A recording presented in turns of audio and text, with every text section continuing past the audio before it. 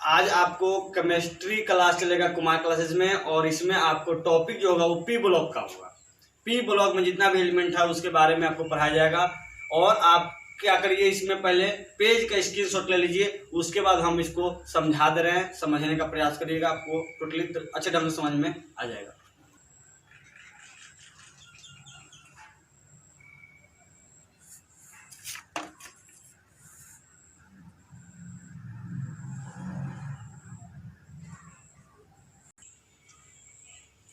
आपका जो है पी ब्लॉक शुरू होगा। आप पहले इसमें इंट्रोडक्शन से देखेंगे कि पी ब्लॉक का इंट्रोडक्शन क्या है। पहले इंट्रोडक्शन पर देख लीजिए, उसके बाद आप टॉपिक पर आइएगा।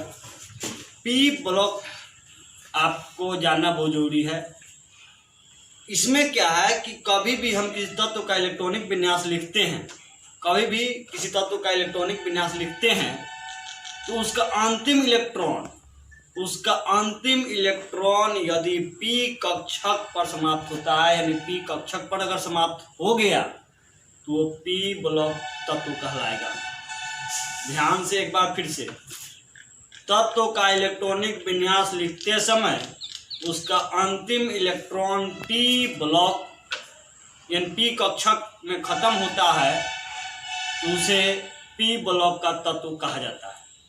लेकिन ध्यान रखिएगा, एक अपवाद है इसमें, हीलियम, जिसका इलेक्ट्रॉनिक विन्यास 1s2 2s2 ही होता है, फिर भी ये पी ब्लॉक में आता है। तो ये आपका जो है ये एक्सेप्शन में है। बट बाकी जितना भी लीजिएगा पी ब्लॉक का तत्व, उस सब का इलेक्ट्रॉन जो है अंतिम इलेक्ट्रॉन पी कक्षक पर समाप्त होता है। इसमें अब आता है कि पी कक्षक का वर्ग कहाँ से कहाँ तक होगा। सवाल ये उठता है, पहला सवाल है आपका उठता है कि पी ब्लॉक में आपका वर्ग कहाँ से कहाँ तक होगा। तो पी ब्लॉक में जो वर्ग होगा वो 13 से 18 तक होगा। इन वर्ग की शुरुआत 13 से और खत्म कहाँ पर होगा, 18। अब सवाल उठता है कि इसमें तत्वों की संख्या कितनी है। तो इसमें तत्वों की संख्या जो है वो आपका 30 है। ध्यान से एक बार, पी ब्लॉक का जो है वर्ग कहाँ से कहाँ तक, 13 to 18 यानी 13 से 18 तक। अब सवाल उठा कि पी ब्लॉक में तत्वों की संख्या, तो तत्वों की संख्या कितनी होगी, 30। आप फिर सवाल इसमें होगा कि 30 ये तो अक्रिय गैस काउंट नहीं हुआ। तो जी हाँ, पी ब्लॉक के तत्व का अगर बात करें तो उसमें शून्यवां वर्ग अर्थात 18वां वर्ग का तत्व जो है वो काउंट नहीं होता है, यानी कि आपका 30 तत्व होगा, 36 नहीं होगा। अब आपका जो आता है टॉपिक में कि इसका इलेक्ट्रॉनिक विन्यास कितना होगा। तो इलेक्ट्रॉनिक विन्यास ध्यान दे दीजिएगा, NH2 NP 1 से 6 होगा, वैरी करेगा पी पर। पी में कभी 1 आएगा, कभी 2 आएगा, कभी 3 आएगा, कभी 4 आएगा, कहाँ तक आएगा, 6 तक आएगा, क्योंकि पी महत्तम 6 इलेक्ट्रॉन तक रखता है। तो ये आपका होगा, ये सामान्यता जो है ये जनरल है क्या, आपका इलेक्ट्रॉनिक विन्यास किसका, पी ब्लॉक का, NH2 NP 1 से 6। अब सवाल उठेगा कि ये N क्या है। तो N जो है आवर्तों की संख्या है, किस आवर्त में वो एलिमेंट आपका है, वही आपका N हम बताएंगे आपको जब इसका इलेक्ट्रॉनिक विन्यास लिखा जाएगा तब। अब आप क्या करिए, इसके बाद कुछ हम आपको इम्पोर्टेंट पॉइंट देंगे, जानकारी पहले वो आपको लिए जानना बहुत ही जरूरी है, और हम कुछ पॉइंट आपको लिख दे रहे हैं और आपको समझाने का प्रयास कर रहे हैं। देख लीजिए, इसमें पहले हम जानेंगे परमाणु आकार के बारे में कि परमाणु का आकार क्या है। परमाणु का आकार जो है वो त्रिज्या पर आधारित है। जिसका त्रिज्या ज़्यादा होगा उसमें परमाणु का आकार भी ज़्यादा होगा, अगर त्रिज्या कम होगा तो परमाणु का आकार क्या होगा, छोटा होगा। परमाणु त्रिज्या, अब सवाल उठता है कि परमाणु त्रिज्या क्या है। तो हम कहेंगे नाभिक से जो सेल है और बाह्य सेल, हम बात करेंगे किसकी, बाह्य सेल से आपका जो है बाह्य सेल से नाभिक के बीच की दूरी को क्या कहेंगे हम, आपका परमाणु त्रिज्या कहा जाएगा। अंदर वाले सेल की किसी की बात नहीं कर रहे हैं हम, बाह्यतम सेल में जो इलेक्ट्रॉन होगा उसके और ये नाभिक के में उपस्थित प्रोटॉन के जो बीच की दूरी होगी वो परमाणु त्रिज्या कहलाएगी। यानी फिर से एक बार कर रहे हैं रिपीट, परमाणु आकार की बात करें अगर हम, तो परमाणु का आकार त्रिज्या पर आधारित है, यह निर्भर करता है। इसके बाद परमाणु त्रिज्या फिर क्या होता है, तो परमाणु त्रिज्या का बात कर रहे हैं तो परमाणु त्रिज्या का मतलब है कि नाभिक से बाह्यतम सेल के बीच की दूरी को परमाणु त्रिज्या कहा जाता है। अब सवाल उठता है नाभिकीय आवेश, प्रभावी नाभिकीय आवेश, और बहुत ही इम्पोर्टेंट है ये प्रभावी नाभिकीय आवेश, आपको बहुत ही ज़्यादा जरूरी है समझने के लिए आखिर ये होता क्या है।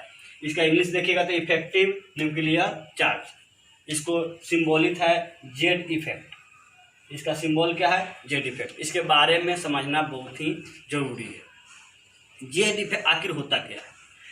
ये नाभिक जो है इस पर धनावेश होगा, इलेक्ट्रॉन पर क्या होगा ऋण आवेश होगा। तो यहाँ पर बात करता है ये जो है प्रभावी नाभिकीय आवेश, नाभिक और बाह्यतम सेल के बीच लगने वाले आकर्षण बल, यानी कि आपका नाभिक जो है बाह्यतम सेल पर जो प्रभाव दर्शाएगा उसको क्या कहा जाएगा प्रभावी नाभिकीय आवेश। फिर से एक बार, नाभिक बाह्यतम सेल पर जो प्रभाव दिखाएगा उसको क्या कहा जाएगा प्रभावी नाभिकीय आवेश कहा जाएगा। इसको जेड इफेक्ट से क्या करेंगे हम सूचित करेंगे। अब है परिरक्षण प्रभावी कहता है, तो ये अंदर वाला सेल, देखिए एक अंदर सेल बनाते हैं, ये अंदर वाला अगर सेल है तो अंदर वाला जो सेल है, ये वाला जो सेल है, ये दोनों, ये जो है बाह्यतम सेल को अगर क्या करता है, ये नाभिक के से क्या करता है इसको प्रभाव से बचाता है, और इसको क्या कहेंगे हम परिरक्षण प्रभाव। फिर से एक बार परिरक्षण प्रभाव का बता रहे हैं आपको, नाभिक से बाह्यतम सेल को अंदर वाला सेल बचाता है, इसी को क्या कहा जाता है परिरक्षण प्रभाव कहा जाता है। अब है इसमें अब इसका क्या इम्पोर्टेंस है वो हम देखने का प्रयास करेंगे। इसमें है आपका पहले एक चीज और जान लीजिए, जेड इफेक्ट जो है ये इन्वर्सली प्रोपोर्शनल होता है परमाणु के आकार, परमाणु का आकार, परमाणु का आकार का क्या होता है इन्वर्सली प्रोपोर्शनल होता है। अर्थात अगर ये बढ़ेगा तो ये घटेगा, अगर ये घट गया तो ये क्या हो जाएगा बढ़ जाएगा। तो ध्यान से, ये बढ़ेगा, अगर ये बढ़ गया तो ये घट जाएगा, और ये घट गया तो ये क्या हो जाएगा बढ़ जाएगा आपका। ये था जेड इफेक्ट। इसी पर अब हम चर्चा करेंगे इसमें कि आपका जो है आवर्त में क्या होगा और वर्ग में क्या होगा। सवाल अब है कि जेड इफेक्ट जो है इसका मान वर्ग में क्या होगा और आवर्त में क्या होगा, वर्ग में क्या होगा और आवर्त में क्या होगा।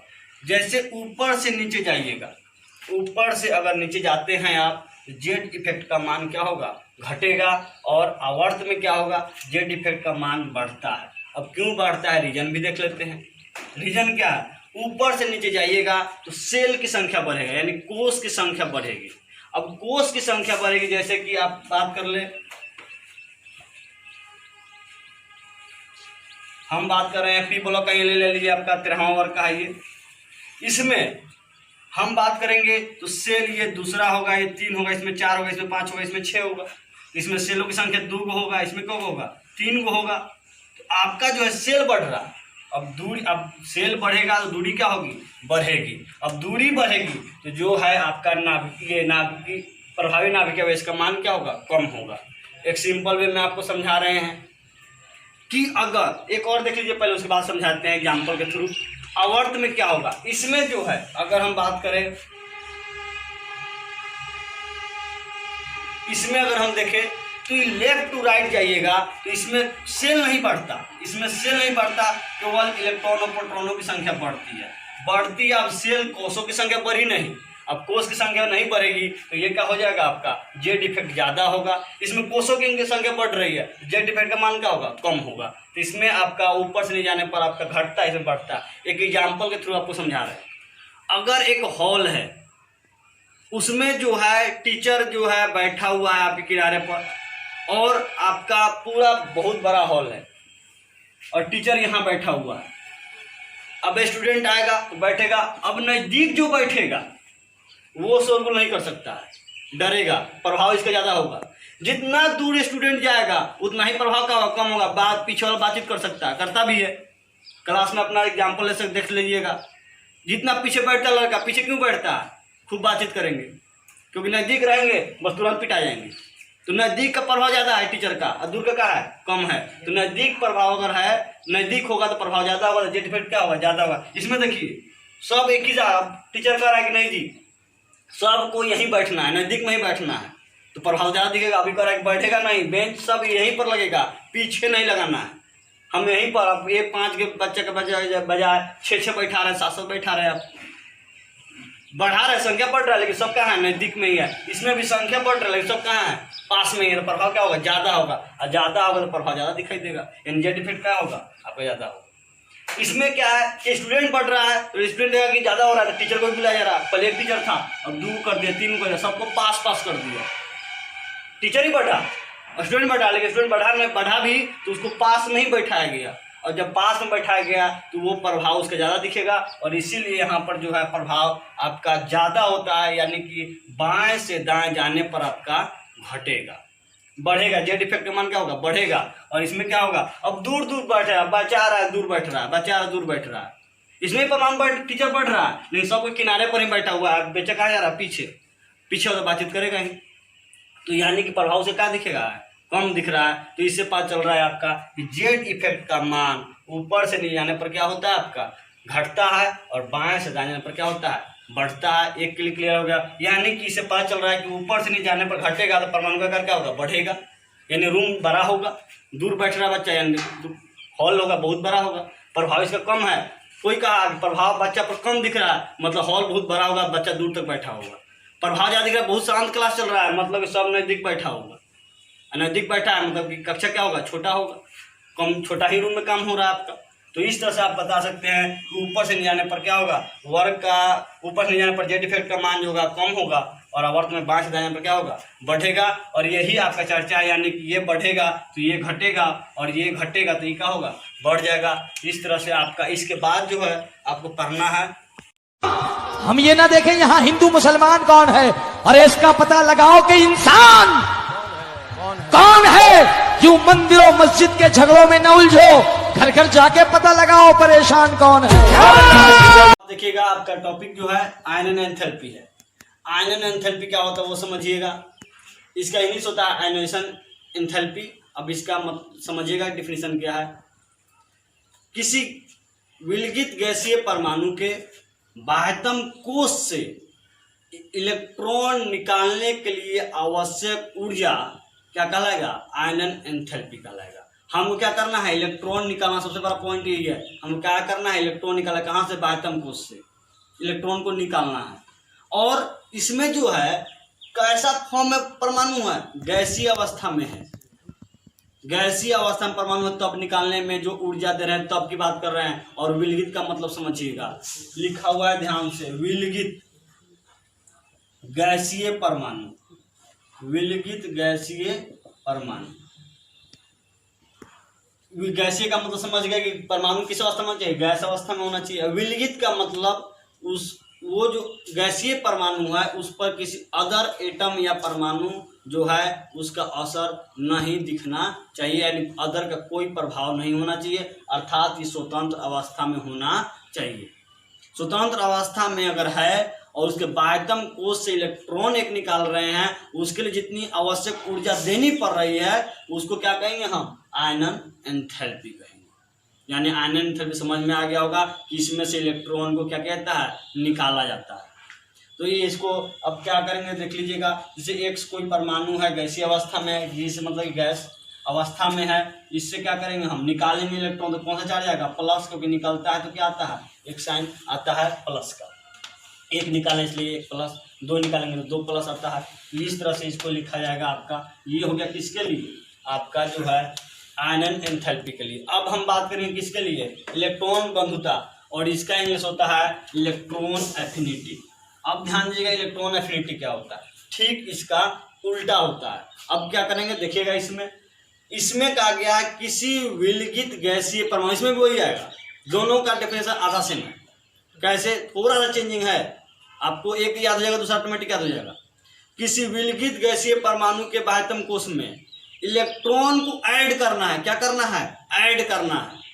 अब ऐड करिएगा तो ऐड करिएगा तो उसके लिए आवश्यक ऊर्जा क्या कहलाएगा आपका, ये इलेक्ट्रॉन बंधुता कहलाएगा। और इसको सूचित कैसे करते हैं, ये से करते हैं। इसका सिंबॉलिक क्या था, आई था। ये आप देख लीजिए आप कि आयनन एंथैल्पी हो गया, इलेक्ट्रॉन बंधुता हो गया। इसके बाद है विद्युत नियामकता। विद्युत नियामकता में हम बात करें, इसको आप समझ गए होंगे, इलेक्ट्रॉन बंधुता और इलेक्ट्रॉन आयनन एंथैल्पी। आयनन एंथैल्पी में क्या था, इलेक्ट्रॉन को हमको निकालना था, इसमें क्या करना था, जोड़ना था, बस यही था। इसका अगर इसका भी देखना चाहें अगर तो एक्स आप प्लस इलेक्ट्रॉन दीजिएगा, इस फॉर्म में होना चाहिए, गैसीय फॉर्म में, तो क्या बनेगा एक्स माइनस। तो आप देख रहे होंगे कि ये क्या बनता है, ऋणायन बनाता है। ये क्या बना रहा था, धनायन बना रहा था। अब एक चीज और देख लीजिएगा, विद्युत नियामकता। और विद्युत नियामकता में आपका जो है टॉपिक में, इसमें एक चीज है कि ये जब दो तत्व एकल सहसंयोजी बंधन द्वारा जुड़े होते हैं तो उनके इलेक्ट्रॉनों के बीच जो आकर्षण होता है, ध्यान से, जब दो तत्व एकल सहसंयोजी बंधन द्वारा जुड़े होते हैं तो उनके इलेक्ट्रॉनों के बीच आकर्षण बल जो होता है वो क्या कहलाता है, आपका विद्युत नियामकता कहलाता है। जैसे कि H है और क्या है, F है, ये इसका इलेक्ट्रॉन होगा, इसका इलेक्ट्रॉन होगा। अब जिसका ज्यादा होगा विद्युत नियामकता, उधर ही क्या होगा, दोनों शिफ्ट होगा। अगर इसका ज्यादा होगा तो इधर शिफ्ट होगा, इसका इधर होगा तो इधर शिफ्ट होगा। अब ये पता कैसे चलेगा किसका ज्यादा और किसका कम है, ये कौन बताएगा, जेड इफेक्ट बताएगा। और इसी पर हम अभी आ रहे हैं टॉपिक पर। आपको सब में बताया जाएगा, तीनों में ही, आई का मान, पीए का मान और जेड इफेक्ट ये ईएन का मान। इसको ईएन सूचित करते हैं, इलेक्ट्रोनेगेटिविटी। तो ये आपको बताया जाएगा। हम तीनों लाइन से बताने का प्रयास कर रहे हैं कि वर्ग में क्या होगा और आपका आवर्त में क्या होगा। पहले आते हैं आयनन एंथैल्पी पर।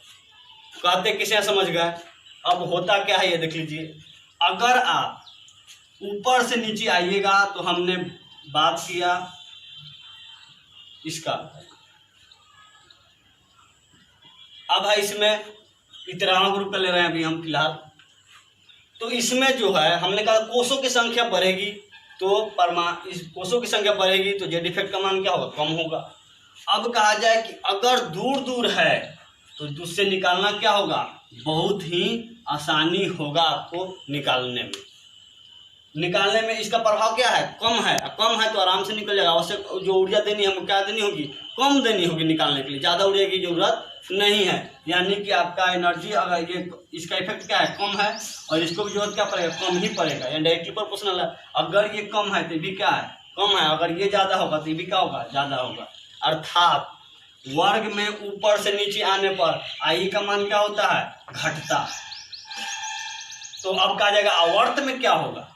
अब आवर्त की बात करें तो आवर्त में क्या होगा जी, जेड इफेक्ट का मान क्या होता था, बढ़ता था, तो आई का मान भी क्या होगा, बढ़ेगा। यानी आई का मान भी क्या होगा, बढ़ेगा इसमें। तो इस तरह से आप देख सकते हैं वर्ग में ऊपर से नीचे आने पर आयनन एंथैल्पी का मान कम होता है, और आपका आवर्त में बाएं से दाएं जाने पर आपका ये जो है आयनन एंथैल्पी का मान क्या होता है, बढ़ता है। यानी कि इसमें निकालना उतना ही आसान है, लेकिन इसमें निकालना उतना ही कठिन है। तो इस तरह से आप याद रखिएगा। दूसरा है आपका इलेक्ट्रॉन बंधुता। अब जोड़ने वाली कंडीशन देख लीजिए, जितना अगर है उसमें अगर आप ऐड करना चाहते हैं तो जल्दीबाजी में जल्दी से ऐड हो जाएगा। और इसमें क्या होगा, ऐड करने में आपको ऊर्जा ज़्यादा देना पड़ेगा। यानी इसका भी वही है, आप देख लीजिएगा। तो इसका ये से स्विच करते हैं, और आवर्त में बढ़ेगा, आवर्त में क्या होगा, बढ़ेगा, और वर्ग में क्या होगा, घटेगा ऊपर से नीचे आने पर। अब ये भी आपका एक तरह से देखा जाए तो ये बहुत ही सिंपल है। ये आपका इलेक्ट्रॉन एफिनिटी जो है आपका, अगर इसमें जो है जेड इफेक्ट अगर पता है तो सब निकाल सकते हैं। तो जेड इफेक्ट हम पहले समझा चुके हैं। जेड इफेक्ट, ये भी जेड इफेक्ट क्या होगा, प्रोपोर्शनल होगा। ये यानी बढ़ेगा तो बढ़ेगा, घटेगा तो घटेगा। और एक और बच गया विद्युत नियामकता। ये भी जो है प्रभावी जो है, जितना नजदीक होगा प्रभाव उतना ही ज्यादा होगा, और ज्यादा होगा तो विद्युत नियामकता क्या होगा, ज्यादा होगा। यानी कि फिर इसमें बात करें, आवर्त में भी बात करेंगे और वर्ग में भी बात करेंगे। तो आवर्त में बाएं से दाएं जाने पर विद्युत नियामकता बढ़ेगा, क्योंकि जेड इफेक्ट का मान क्या होता है, बढ़ता है। और आपका वर्ग में बात करें ऊपर से जाने पर क्या होगा, घटेगा, तो ये भी क्या होता है, घटता है। तो एक सिंपल वे में अगर समझें तो Z effect directly proportional to किसका है, आई का, प्रोपोर्शनल है ई का, और प्रोपोर्शनल है ई का, और ये इनवर्सली प्रोपोर्शनल किसका है, परमाणु के आकार, परमाणु का आकार। तो इस तरह से आपका ये टॉपिक था। इसमें आपने देखा कि सब का मान जो है जेड इफेक्ट का मान बढ़ेगा, सब बढ़ेगा घटेगा, सब घटेगा, केवल परमाणु के आकार को छोड़ करके ये उल्टा काम करता है। तो इस तरह से आपका जो था ये टॉपिक में एक इलेक्ट्रॉनिक विन्यास आपको सिखाते हैं कि 15 ब्लॉक में कौन कौन आएगा, उसके बाद ये आपका टॉपिक ओवर होगा, और उसके बाद 15वां वर्ग का तत्व हम शुरू करेंगे। अब आप देख लीजिएगा, हमने पी ब्लॉक का एलिमेंट लिख दिया यहाँ पर। आपका जो है 13, 14, 15, 16, 17, 18 हम पहले ही बता चुके हैं कि आपका जो है 13 से शुरू होगा और 18 पर क्या होगा, खत्म होगा। 13 का वर्ग वह हम बताते हैं आपको कैसे कैसे है, और आप देख लीजिएगा। इसमें इसको लिखते हैं बैगन, आलू, गाजर इन थैला। फिर से पढ़ रहे हैं ध्यान से, बैगन, आलू, गाजर इन थैला। तो ये 13 वर्ग कंप्लीट हो जाएगा। 14 का पढ़ रहे देखिएगा, कहे सीता गीता सुनो प्रभु, कहे सीता गीता सुनो प्रभु। और ये है आपका 15वां का देख लीजिएगा, नाना, पापा, आंटी सब बीमार। एक बार फिर से पढ़ रहे हैं, देख लीजिएगा, नाना, पापा, आंटी सब बीमार। इसके बाद 16वां है, ओ सावधानी से टी ओ, ओ सावधानी से टी ओ।